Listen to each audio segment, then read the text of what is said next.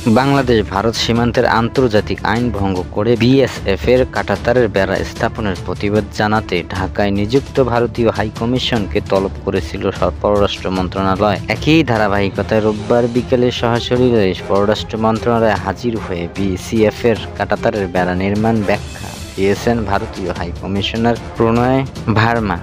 এর আগে ভারতের ত্রিপুরা রাজ্যের রাজধানী আগরতলায় বাংলাদেশ সহকারী হাইকমিশনের হামলার প্রতিবাদে গত ৩ ডিসেম্বর ভারতীয় হাইকমিশনার প্রণয় ভার্মাকে পররাষ্ট্র মন্ত্রণালয়ে তলব করা হয়েছিল। রোববার সচিবালয়ে বাংলাদেশ ভারত সীমান্ত পরিস্থিতি নিয়ে আয়োজিত এক সংবাদ সম্মেলনে সীমান্ত কাঁটাতারের বেড়া নির্মাণ ঘটনায় ভারতীয় হাইকমিশনার প্রণয় ভার্মাকে ২ দিনের মধ্যে ডাকা হবে বলে জানিয়েছিলেন স্বরাষ্ট্র উপদেষ্টা ভারপ্রাপ্ত লেফটেন্যান্ট জেনারেল জাহাঙ্গীর আলম চৌধুরী।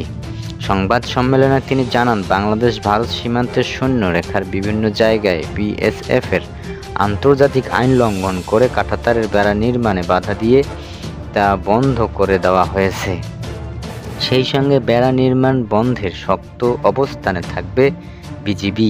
স্বরাষ্ট্র উপদেষ্টা জানান, ইতিমধ্যে চাঁপাইনবাবগঞ্জ, নওগাঁ, লালমনিরহাট, দহগ্রাম সহ ৫ স্থানে বেড়া নির্মাণ বন্ধ করে দেওয়া হয়েছে। আগের সরকার সীমান্ত পরিস্থিতি নিয়ে ৪টি চুক্তি করেছিল।